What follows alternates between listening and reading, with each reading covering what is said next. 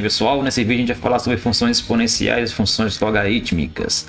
Começando pela definição, de função exponencial, que tem esse padrão aqui, f de x igual a uma constante a vezes b elevado a x, onde b é chamado de base e precisa ter essa restrição b maior que zero e uma outra restrição b diferente de 1, porque obviamente b igual a 1, a função deixaria de ser uma exponencial, viraria uma constante ali,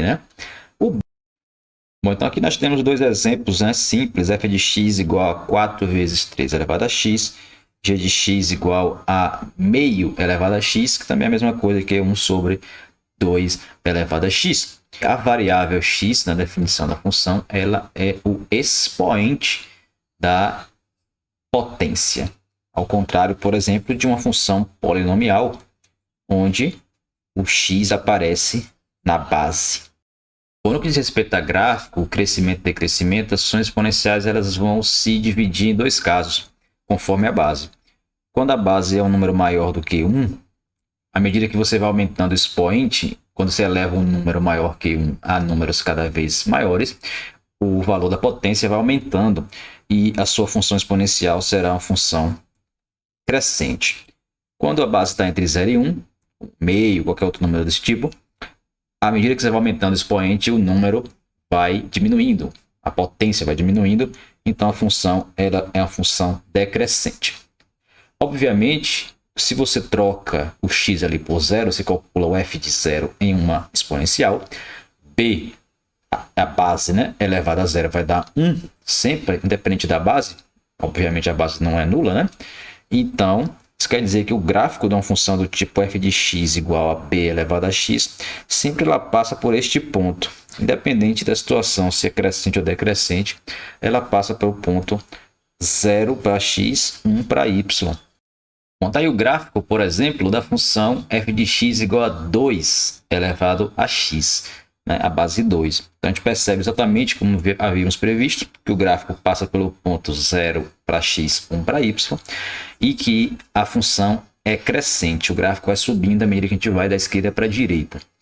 Perceba ainda que, pegando números negativos, quando você pega 2 elevado a um número negativo, se esse número for, por exemplo, menos 3, 2 elevado a menos 3, quando se inverter a base, fica meio elevado a 3. Meio elevado a 3 é 1/8, que é um número um pouco perto de zero. Mas se você pegar no lugar de menos 3, por exemplo, menos 10, vir mais para a esquerda do seu eixo, 2 a menos 10 vai dar 1 sobre 2 elevado a 10. Isso vai dar 1 sobre 1024, que já está mais próximo de zero ainda.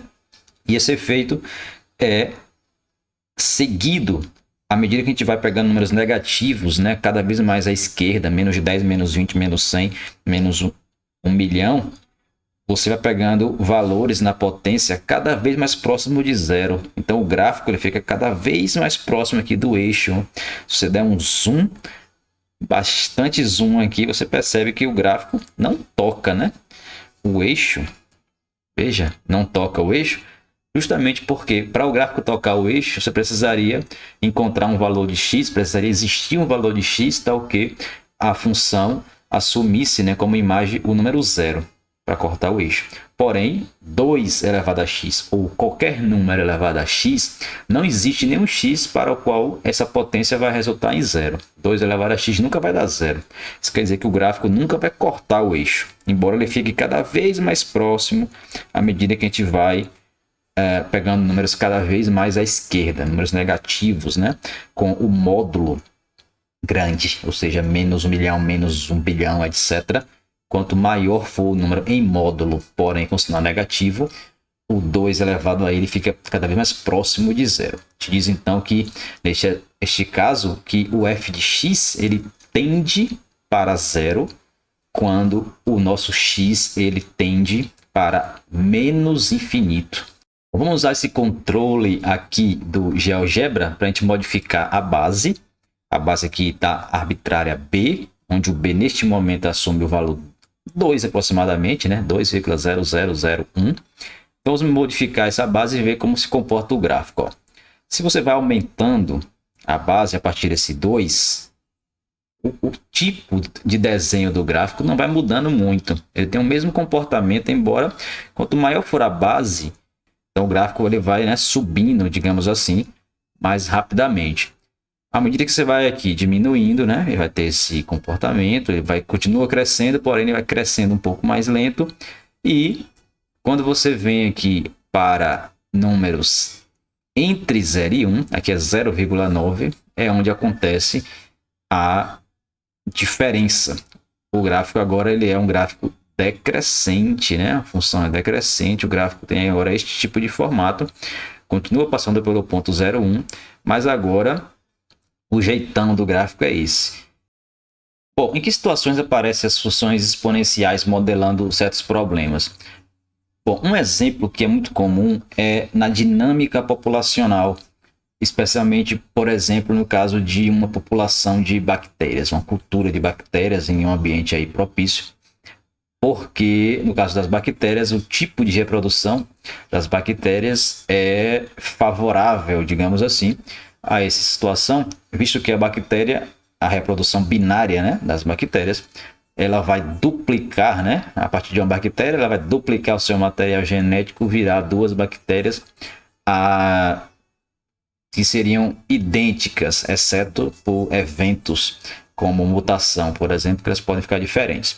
Mas o fato é que, por essa característica, então uma cultura de bactérias em ambiente aí propício, você vai ter que, em cada instante de observação ali, que depende aí do tempo, a população das bactérias ela vai crescendo de forma proporcional à quantidade de bactérias que você tem.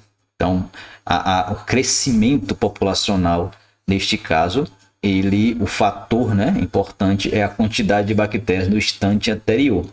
Então, se a gente tenta modelar a quantidade de o tamanho da população, né, a quantidade de bactérias em um certo instante t, chamando ele aqui de n de t, se a gente inicia o nosso problema aqui no instante, né, 0, no começo aí, vamos supor aí n0, e temos, por exemplo, 100, vamos colocar aqui 100 para facilitar, 100 bactérias, por exemplo. A gente vai supor, então, dado esse contexto, que a cada unidade de tempo, a nossa população ela cresce a uma certa taxa, digamos, K. Isso quer dizer, então, que no instante seguinte, no N de 1, né, no instante seguinte, ao instante 0, você vai ter a população que tinha antes, 100, mais o tanto que aumentou dada aquela taxa, que nós estamos chamando de K. Então, vai aumentar aqui K vezes o próprio 100, que você tinha antes. Isso quer dizer, então, colocando aqui esse 100 em evidência, ficaria 100 vezes 1 mais K. Quando se parte para o instante seguinte, 2, a mesma ideia. No instante 2, você vai ter a quantidade de bactérias que você tinha no instante anterior, mais o tanto que aumentou a partir daquela quantidade, que seria K, que é essa constante de proporcionalidade, vezes o valor que você tinha lá, que é o mesmo 100 vezes 1 mais K, que é a quantidade, né, de bactérias naquele instante. Colocando em evidência de novo esse termo aí, que seria o 100 vezes 1 mais K, vai sobrar, na primeira parcela sobra 1, que é o mesmo termo que tem ali, e na outra parcela sobra K, que o K está multiplicando ali. Aí ficamos aí 100 vezes 1 mais K vezes 1 mais K. Então, esse 1 mais K vezes 1 mais K fica 1 mais K ao quadrado. Então, você fica com a expressão 100 vezes 1 mais K ao quadrado. Seguindo esse raciocínio, então, fazendo aqui um pouco mais rápido agora, no instante 3, você faz a mesma coisa, você vai ter 100 vezes 1 mais K agora ao cubo, visto que vai ficar 100 vezes 1 mais K ao quadrado, mais K vezes isso, que colocando em evidência, arrumando aí, você fica com a mesma ideia, até você deduzir, né, que em um certo instante t, a sua população terá um tamanho de 100 vezes 1 mais K elevado a t, sendo K aí essa taxa, né, de crescimento da sua população. Outro exemplo que é bastante parecido embora o contexto seja outro, é o caso de aplicações financeiras, né? Nos chamados juros, que a gente chama de juros compostos. Por exemplo, na poupança, se você aplica R$ 1.000 e a sua poupança, você conseguiu uma sorte muito grande e conseguiu um rendimento de 0,5% ao mês ali na poupança, você quer estimar, né, em quantos meses, depois de ter meses, como você teria ali uma função para dizer quanto você vai ter ali guardado nessa poupança. Então, a ideia é muito parecida com o caso ali da população de bactérias. Então, você, digamos que vamos chamar aqui de M, né, de montante. No instante T, você vai ter os 1.000 que você investiu no começo, mais a parte que você vai lucrando mês a mês. Aí vamos tentar estimar aqui, igual a gente fez lá no caso da bactéria. No primeiro mês, no M de 1, ou seja, após um mês, você tinha 1.000 quando começou, e este 1.000 lhe rendeu 0,5% do 1.000, ou seja, 1.000 mais 0,5%. Lembra que 0,5% é meio, né? 0,5 dividido por 100, 0,5% vezes 1.000, né? Isso é 0,5% do 1.000. Não precisa fazer essa conta aqui do 0,5% vezes 1.000, porque a gente quer encontrar um padrão, e esse padrão é melhor, né? Observado se você colocar o 1.000 em evidência aqui, ó. Coloca o 1.000 em evidência, fica 1 mais 0,5%. Esse 0,5%, para não estar escrevendo 0,5 sobre 100, vamos escrever assim mesmo, 0,5%, certo? E aí segue. No segundo mês, durante esse segundo mês, o valor que você tem ali na poupança, o valor que está aplicado, é este valor. E ele vai render 0,5%. Logo, você fica com os 1.000 vezes 1 mais 0,5%, mais o tanto que rendeu, que é novamente 0,5% vezes aquele valor. 1.000, 1 mais 0,5%.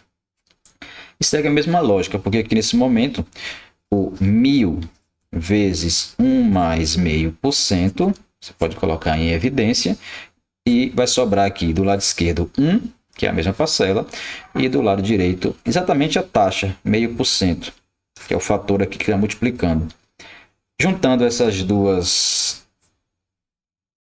fatores aqui que são iguais, você organiza isso então como 1.000 vezes 1 mais a taxa ao quadrado. E aí segue a mesma ideia que a gente tinha feito lá no caso da população, e você acaba concluindo que o seu montante após T meses seria 1.000 vezes 1 mais a taxa, que nesse caso aí é 0,5%, elevado a T. Bom, diversas operações na matemática elas possuem suas inversas. Por exemplo, quando a gente quer pegar um número, digamos x, e elevar ao cubo, é fácil fazer essa conta, né? Por exemplo, você calcular 3 ao cubo, 3 vezes 3 vezes 3, 27 e tal. Mas a questão da inversa seria algo como você tem esta resposta e tem esta operação que foi feita aqui, ou seja, a operação de elevar ao cubo, e você quer encontrar, na verdade, este número, ou seja, o número que foi elevado ao cubo para que a resposta fosse 27. Por exemplo, digamos que você queira encontrar o número x, tal que ele elevado ao cubo deu 8. Então, esse x, o inverso, né, a operação inversa que você faz para encontrar esse x, é a operação de extrair a raiz cúbica. Né? Esse x é dado pela raiz cúbica de 8.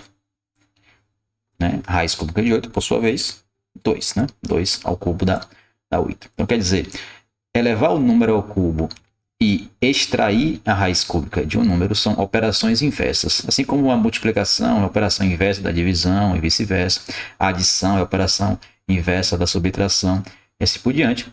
A exponencial também tem a sua operação inversa, que é a operação de calcular o logaritmo, que é que a gente vai falar agora. Então, quando você considera o x aqui um número positivo, b um número positivo diferente de 1, chamado de base, logaritmo de x na base b, que é denotado assim, log de x, o índice aqui do log b. Você diz que o resultado para esta operação é o número y, tal que o b elevado àquele y dá o x. Ou seja, o logaritmo, o resultado do logaritmo, ele é o expoente no qual você deve elevar a base para que o resultado seja igual ao x aqui, que é chamado de logaritmando. Por exemplo, quanto é, então, usando essa ideia, o log na base 2 de 8. Então, o número que vai aparecer aqui, o resultado desta conta, essa operação log de 8 na base 2, deve ser o número x, tal que o 2 elevado a x seja igual a 8. Para que você eleve 2 ao x e resultar em 8, esse x deve ser exatamente 3, né? Visto que 2 elevado a 3 dá 8. Em todas as propriedades aqui, nós estamos sempre considerando que os logaritmandos, ou seja, os números para os quais estamos calculando logaritmos, são sempre números positivos, e as bases sempre números positivos e diferente de 1. Então, a primeira propriedade diz o log de 1, do número 1, em qualquer base b, sempre vai ter como resultado 0. Por quê? Porque 0 é justamente o expoente no qual você eleva o b, qualquer que seja o b, para dar 1. Né? Qualquer número diferente de 0 elevado a 0 dá 1. Então, log de 1 na base b é 0. Quando você considera o logaritmando igual a base, ou seja, log de b na base b, o resultado vai ser, obviamente, 1. Por quê? Porque 1 é o expoente no qual você eleva o b para dar b. b elevado a 1 dá 1. Se por agora você tem uma potência aqui, um número elevado a outro, e na base do logaritmando está a mesma base daquela potência ali, né? Ou seja, log de um b elevado a y na base b. O resultado, obviamente, vai ser o próprio y, né? Simplesmente porque a tradução, né, daquela equação é dizer simplesmente que o b da base do logaritmo, obviamente, quando você elevar a este y, vai dar b elevado a y, que é o b elevado a y que está aqui em cima. Então, é só entender, né, aquela notação para a gente perceber que essa equação é completamente trivial. Quando você faz agora o contrário, que é b elevado ao log na base b de um certo número x, naturalmente o resultado vai dar o próprio x, né? Visto que essa equação ali de cima está me perguntando quanto vale o expoente, que é o log de x na base b, para que b elevado a ele dê o x. Mas essa pergunta é simplesmente respondida pela própria definição de log. O log de x na base b, ele é o número exatamente que você eleva ao b para que dê x. Então, o resultado dá o próprio x. Bom, estas duas últimas propriedades aqui, que a gente diz que o log de b, uma potência de b na base b dá próprio expoente, e b elevado ao log na base b de qualquer número dá próprio número, essas duas propriedades simplesmente estão traduzindo esse efeito de operação inversa que a exponencial tem com o logaritmo. Essas operações inversas é algo do tipo assim, intuitivo. O que uma operação faz, a outra desfaz, digamos. Por exemplo, você pega aqui um número qualquer, digamos 10, e você eleva o 2 a este 10, para você voltar para esse 10, para você desfazer esta operação e voltar para o 10, você aplicaria aqui o log nesta mesma base aí que você colocou, que seria no caso 2. Esse resultado aqui vai dar exatamente 10, por causa dessa propriedade que temos aqui. Da mesma maneira, se você calcula o log na base, por exemplo, 3, de qualquer número, 1000, e você agora eleva o número 3 a este número daí, você volta para esse 1000. Então, a exponencial, o cálculo da exponencial e o cálculo do logaritmo na mesma base são operações inversas, né? Uma desfaz o que a outra faz. umas propriedades mais operatórias envolvendo log que estão bem relacionadas com as mesmas propriedades equivalentes no caso de exponenciais, são essas três aqui. Por último, o log do produto do R pelo S, RS números positivos, em uma certa base B, vira o log do R mais o log do S. E o log da divisão, R sobre S, vira o log de R menos o log de S. Essas operações elas estão relacionadas àquelas propriedades básicas principais, né, de exponenciais.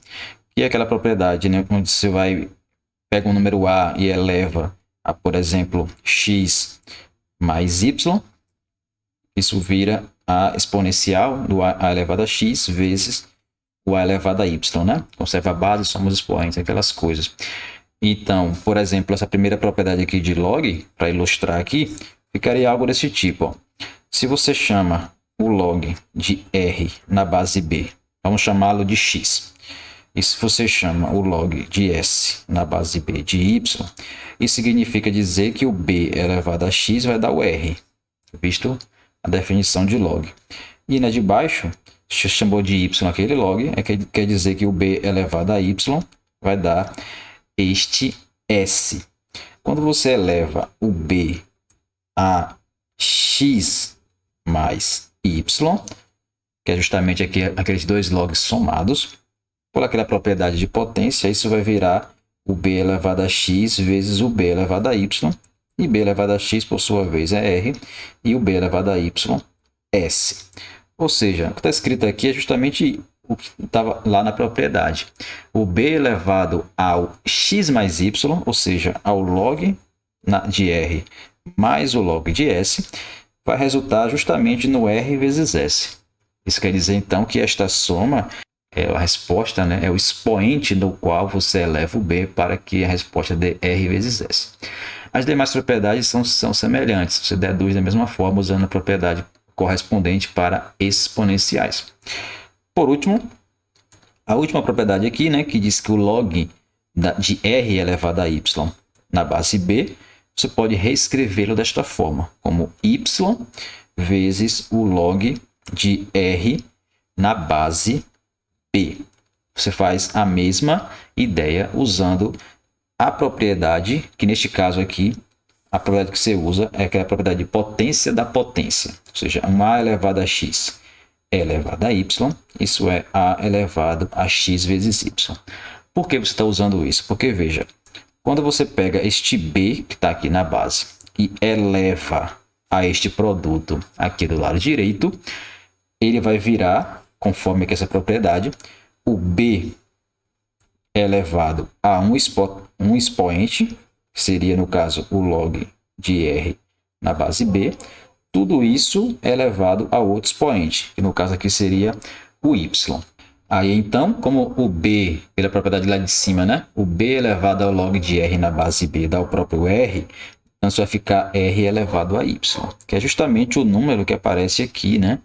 Esta parte aqui da propriedade. Então, realmente, esse lado direito ele é o expoente no qual você eleva o B para que o resultado seja R elevado a Y. Por exemplo, usando aquela propriedade da potência, é uma maneira prática de você deduzir logaritmos. Por exemplo, logaritmo de 64 na base 2.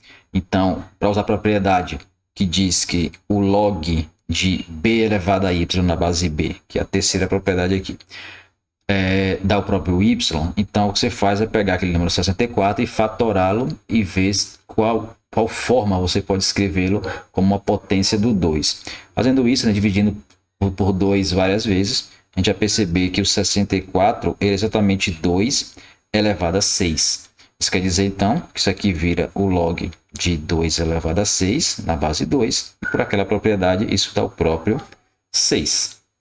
Quando o número está querendo calcular o logaritmo, ele não é uma potência, né, daquela base. Então, o logaritmo não vai dar um resultado exato, né, o número natural ali bonitinho. Mas pode simplificar um pouco, né, fatorando, né? Por exemplo, log de, digamos, 50 na base 2. 50 não é uma potência de 2, né? Então, se você fatora o 50, né, divide aqui 50 por 2, né, que vai dar 25. 25 divide por 5, que também dá 5. 5 também divide por 5, que dá 1. Logo, você tem a fatoração aqui 2 vezes 5 ao quadrado. Aí, substituindo aqui no log, ficaria 2 vezes 5 ao quadrado, no lugar do 50. Aí você usa só aquelas propriedades. Por exemplo, como temos ali um produto, você pode separar como o log de 2 na base 2, mais o log de 5 ao quadrado na base 2. Log de 2 na base 2, isso vai dar 1, né? Da base é igual ao logaritmando, vai dar 1. E o outro ali, como tem um 5 ao quadrado, se você quiser simplificar, aquele 2 que está aqui no expoente, ele desce, né, pela propriedade, multiplicando o log do 5 na base 2. Nós teria esse resultado, mas o log de 5 na base 2 não é um número que a gente consiga fazer de cabeça, por exemplo. Né? Qual número você deve elevar 2 para ser igual a 5? O que a gente pode fazer, por exemplo, de cabeça, é perceber 2 elevado a 2 dá 4. 2 elevado a 3 dá 8, que já passou do 5. Então, o log de 5 na base 2, você tem uma estimativa ali que ele vai ser um número maior que 2 ali, né? Entre 2 e 3. Você faria algumas tentativas e erros ali para pegar uma aproximação do valor. Porém, quando a gente quer fazer isso na calculadora para ter o valor, a gente se depara com o seguinte problema. Você pega a sua calculadora aí científica, né? Não pode ser aquela calculadora de padaria que só faz as 4 operações, a porcentagem. Tem que ser aquela científica que tem outras funções. Mas quando você vai olhar lá na calculadora, você percebe que em termos de logaritmo só aparecem 2 teclas, essencialmente. Uma chamada só log, LOG, e uma LN. Essa tecla log, ela significa o logaritmo, mas o logaritmo tem uma base fixada, que é a base 10. O logaritmo na base 10, quando a base é 10, é simbolizado sem o 10 ali. Log de x, somente assim, é a mesma coisa que o log de x na base 10, isso é uma convenção. O ln, por sua vez, é chamado logaritmo natural, ou logaritmo neperiano, é um logaritmo também, mas a base é um número que a gente simboliza como E, que é um número importante, mas que a gente vai estudá-lo só um pouquinho à frente, lá na parte de limite. Ou seja, na calculadora não tem a opção direta para você escolher quanto é o logaritmando e quanto é a base. Então, como calcular aquele, por exemplo, log de 5 na base 2 com a sua calculadora? Então, para fazer esse cálculo, você precisa usar desse pequeno, digamos, truque que vira uma certa fórmula chamada mudança de base. Aqui está um exemplo para a gente perceber. Ó. Digamos que você quisesse calcular aqui log de 7 na base 3.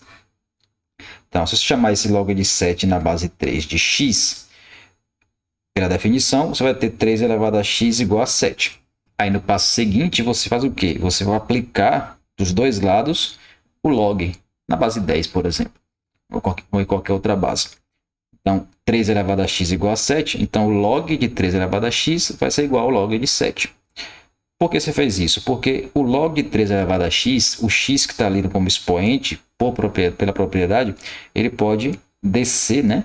Multiplicando ali o log de 3 naquela base. Enquanto o log de 7 você repete. E aí sim você consegue isolar o x. Pegando o x aqui, ele está multiplicando pelo log de 3, então se divide por log de 3 e encontra o resultado aqui, x igual ao log de 7 dividido pelo log de 3. Bom, antes se você faz isso de maneira geral, né, você chega nesta formulazinha que é chamada de mudança de base.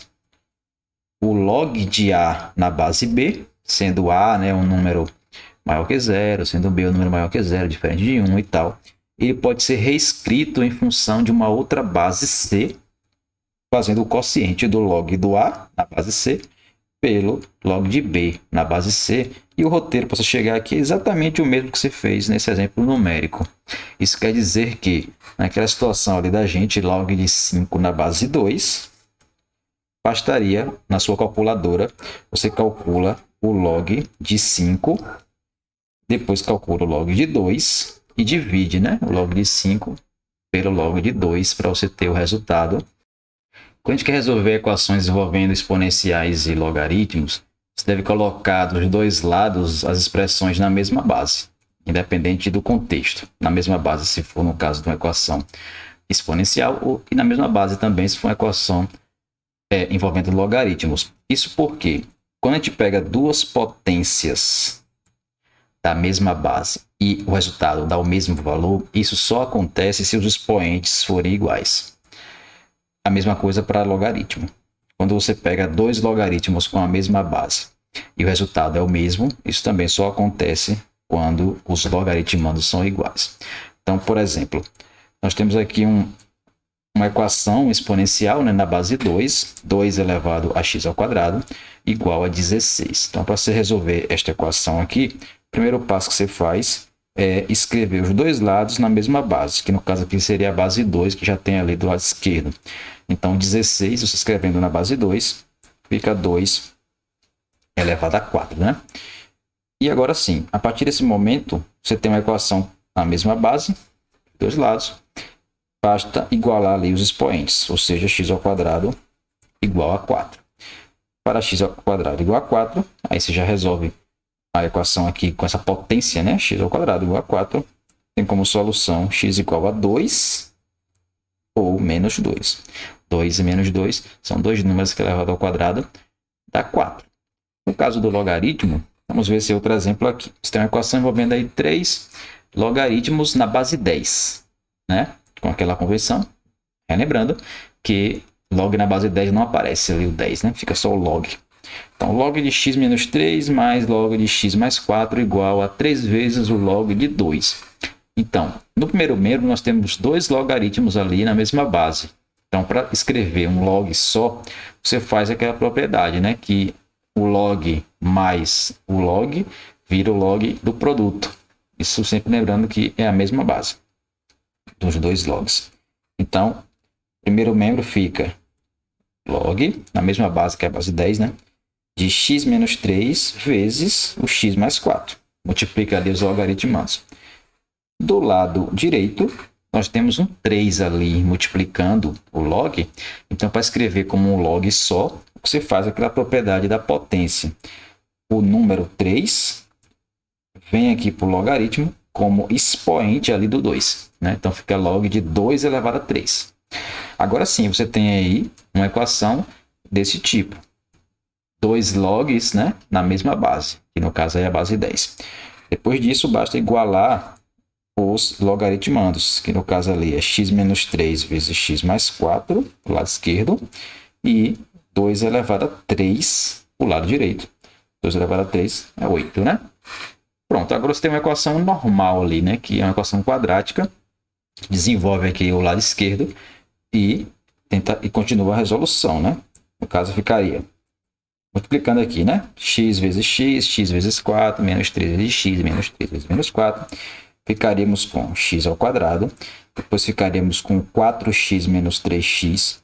Isso vai dar x positivo.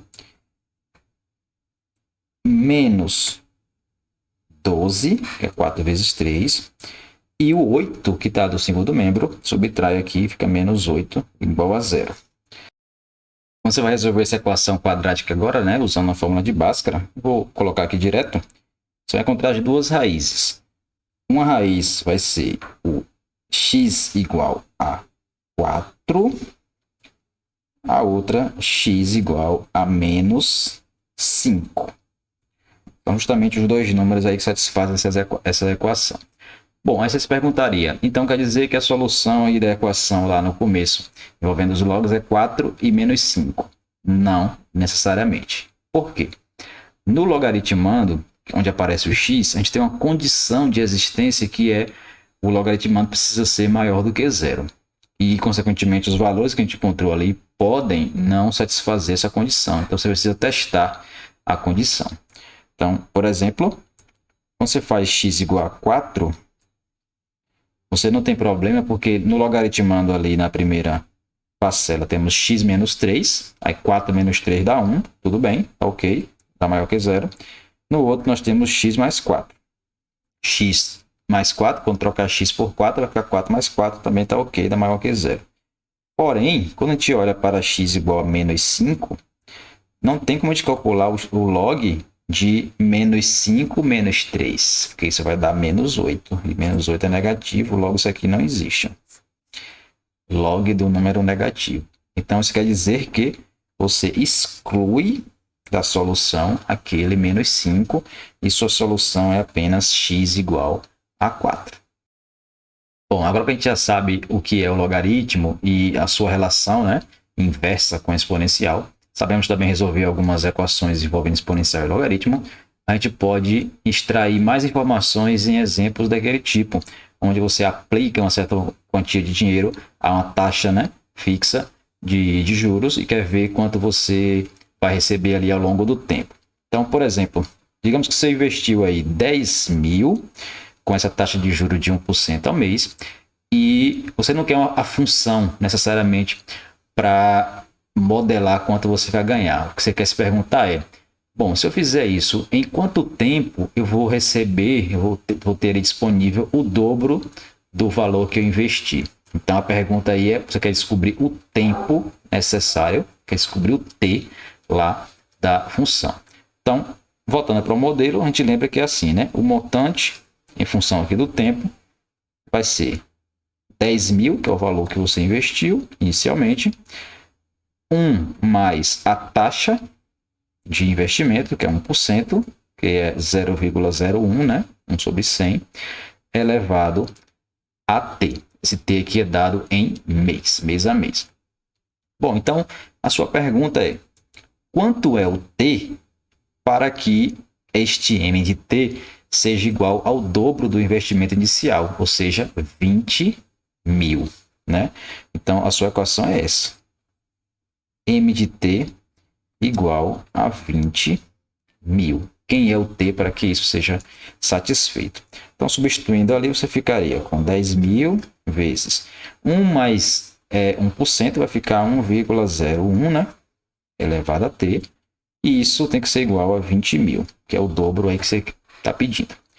Dividindo aí esse 10 mil, você ficaria com 1,01 elevado a t igual 20 mil dividido por 10 mil, que é 2.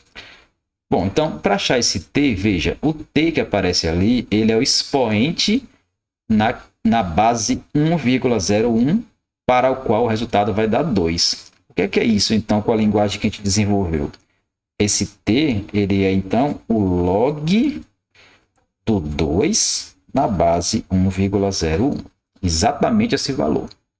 O valor exato do t para que você consiga isso é dado desta forma. Como é um valor que a gente não vai conseguir fazer de cabeça, você recorre, né, à velha calculadora, fazendo aquela conta usando mudança de base, né? Como a gente viu, a conta seria log de 2 dividido pelo log de 1,01. Calculando então aí na calculadora, né, log de 2 dividido por log de 1,01, para encontrar, né, o resultado que a gente queria, a gente percebe o valor de t exatamente igual a 69, né, 66, etc, dá esse número aí.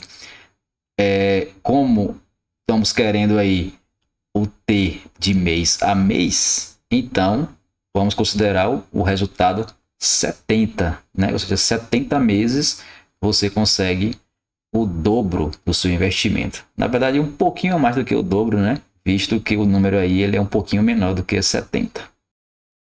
Para encerrar, vamos considerar a função logarítmica, ou seja, a função f de x igual a log de x em uma certa base b. B, como sempre, é um número maior que zero, diferente de 1. Esta função, primeiro a gente deve lembrar que o logaritmo só é calculado para números positivos. Então, o domínio da função logarítmica deve ser os reais positivos, x maior que zero. O gráfico da função logarítmica também vai se dividir em duas classes, digamos assim, da mesma forma que a exponencial. Quando a base for maior que 1, quando a base estiver entre 0 e 1. O que vai acontecer? Quando a base for maior que 1, significa dizer que, à medida que o x cresce, o logaritmo também vai crescendo. Ou seja, o expoente que você precisa elevar o b para dar um valor cada vez maior, esse expoente também ele vai crescendo, precisa crescer. Quando o b está entre 0 e 1, aí acontece o contrário. Então, esse é o gráfico aí da função logarítmica quando a base é exatamente 2, log de x na base 2. Então, perceba, né, que era exatamente como esperávamos. À medida que o x vai crescendo, a função vai aumentando, porque o expoente necessário, né, para você obter valores maiores também precisa ir aumentando. À medida que a gente pega um x cada vez mais próximo de zero, então o logaritmo de x na base 2, ele vira um número negativo cada vez menor, vai tendendo para o que a gente chama de menos infinito. Quando você vai olhar agora com a base entre 0 e 1, que no caso aqui do exemplo é justamente 0,4, acontece algo parecido, porém no sentido contrário. À medida que o x vai crescendo, o valor do log vai diminuindo. A função vira decrescente e quando você vai se aproximando do zero, pegando valores de x perto de zero, o valor do logaritmo fica agora crescendo infinitamente, tendendo para o que a gente chama de mais infinito. Outra coisa que a gente já esperava é que a curva dada pelo gráfico da função logarítmica, ela sempre passa por este ponto aqui. Quando x é 1, o gráfico corta o eixo x, né? Por quê? Porque o log de 1 em qualquer base sempre dá 0. Então, mesmo que você tenha ali uma base com um número entre 0 e 1, não tem problema, vai ser decrescente, mas passa pelo mesmo ponto. 1 em x, 0 em y. Então, ficamos por aqui e até a próxima aula.